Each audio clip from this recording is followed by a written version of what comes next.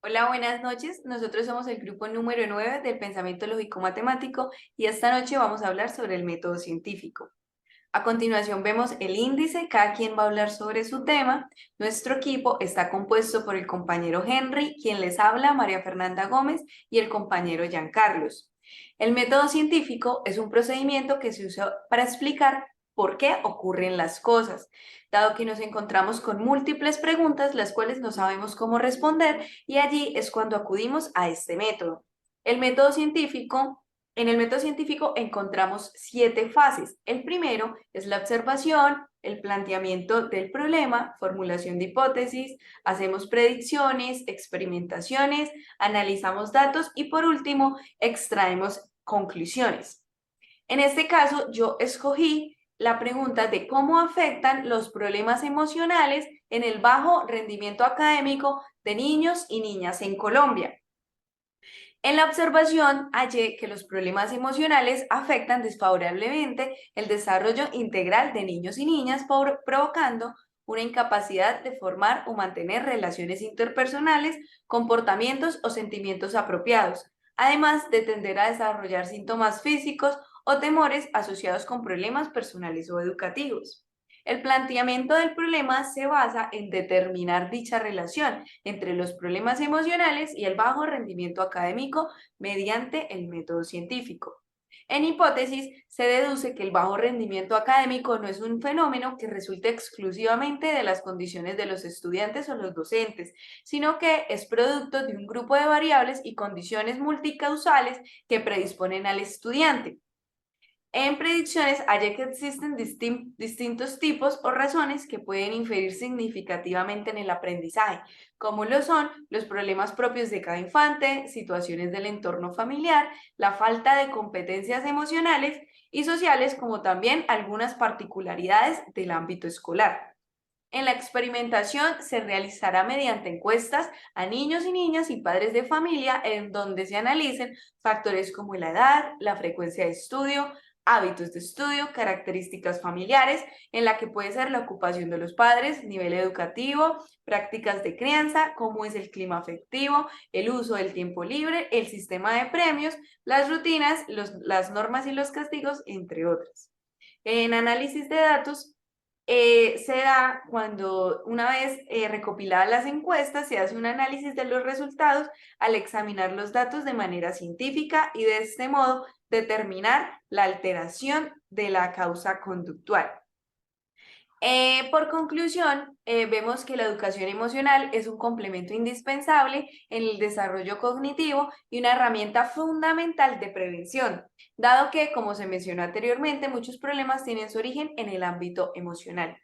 A continuación presento las referencias bibliográficas y los dejo con mi compañero Henry, que les va a mencionar el tema que él escogió. Gracias, María Fernanda. Siguiendo con la temática número 2, ¿por qué algunos estudiantes de la UDI no realizan la actividad de formación de grupos? Siguiente, por favor. En la observación, pues nos dimos cuenta que el programa de psicología virtual de la UDI logra evidenciar que cada semestre algunos estudiantes no realizan la actividad de conformación de grupos a pesar de la constante insistencia por parte de los tutores en cada encuentro sincrónico. Se plantean varios problemas, voy a dar los más relevantes. Eh, Alguno de estos podría ser que durante las tutorías el tutor expone con suficiente claridad la importancia de realizar dicha actividad. Los estudiantes, a pesar de ver las tutorías de forma sincrónica, por falta de atención, pasan por alto las indicaciones del tutor. Los estudiantes realmente se interesan por las actividades que plantea el programa de psicología virtual de la UDI. Siguiente, por favor.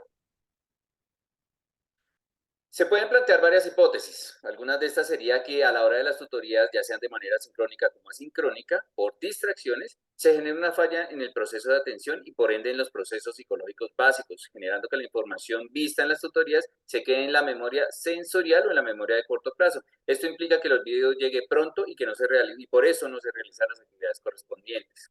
También se puede plantear que las diferentes ocupaciones que tienen los estudiantes de un programa virtual les impide disponer del tiempo suficiente para asistir a las tutorías de manera sincrónica y de igual manera para verlas de manera sincrónica, generando esto en una falla en el proceso de aprendizaje y por ende en las diferentes actividades planteadas por dichos programas.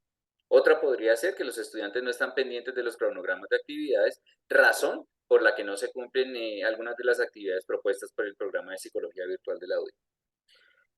Podemos también hacer varias predicciones. Una de estas sería que el estudio experimental que se realizará a los estudiantes de psicología virtual de la UDI generará una gran inquietud entre sus participantes por lo importante que es tener una atención plena a la hora de estudiar. Esto pues se hace para garantizar que la información obtenida se almacene en la memoria a largo plazo. Se buscará también que este estudio tendrá la pretensión de ser un llamado de atención a los estudiantes de psicología virtual de la UDI, sobre todo en temas de gestión del tiempo. Asimismo, también se buscará que el estudio sea un sondeo sobre si el proceso de comunicación que presentan los tutores es efectivo o no. Siguiente.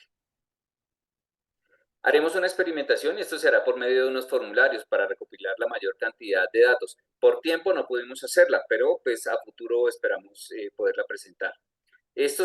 Una vez tengamos estos datos, los analizaremos y pues podremos mirar si las hipótesis que establecimos planteadas para el problema son válidas o no. Igual así pasará con las predicciones. Siguiente. Dentro de la extracción de conclusiones y comunicación de los hallazgos, pues las conclusiones a las que podamos llegar con el análisis de los datos obtenidos en las encuestas nos servirán y le servirán a la universidad para replantear las estrategias que tiene el programa de psicología virtual. Esto lo hacemos con el fin de que el estudio sea publicado y divulgado por parte de la universidad para utilidad propia, para utilidad de otras instituciones y para utilidad de la humanidad. Utilicé como referencia la unidad 3 del pensamiento lógico matemático de la UDI. A continuación, nuestro compañero Giancarlo va a presentar el tema número 3. Bueno, en el tema 3 encontramos las principales causas de enfermedades en la población privada de la libertad, propuesto por Giancarlo Sánchez Acevedo. Como primer paso del método científico encontramos la observación. Entonces, se hace una observación clara sobre las condiciones en las que viven los privados de la libertad. ¿Qué encontramos? Encontramos que una de las principales causas y como problemática principal es el hacinamiento, donde no se puede tener condiciones dignas de limpieza y higiene, permitiendo que se propaguen enfermedades respiratorias. Segundo paso, el planteamiento del problema. Encontramos acá dos preguntas: las principales causas de las enfermedades y cuáles son las enfermedades más comunes. Entonces, aquí encontramos como una de las principales el hacinamiento, donde se tiene que convivir encima de otros, no tienen su propio espacio ni para sus necesidades y una infraestructura muy deteriorada. El tratamiento médico es difícil y la atención es tardía. Paso 3, las hipótesis. La falta de higiene es clara, tener que comer en sitios que propaguen diversas bacterias y enfermedades respiratorias. Una de las más comunes es la tuberculosis, el VIH y diversas enfermedades virales. El hacinamiento se ve reflejado como una de las principales causas y otra hipótesis tenemos el difícil acceso a la atención médica. En el paso 4 tenemos las predicciones. Si los privados de la libertad tuvieran al menos como una mejor condición de salubridad y un tratamiento médico oportuno, se pueden disminuir enfermedades incluso hasta llegar a prevenirlas. En el paso 5 encontramos la experimentación. Entonces, al momento de los privados de la libertad llegar al establecimiento, se les hace una valoración médica y una prueba. Dependiendo de lo que tengan, se dejan el aislamiento por 15 días y al momento de llegar al pabellón es donde se empiezan a ver enfermedades y propagación de las mismas.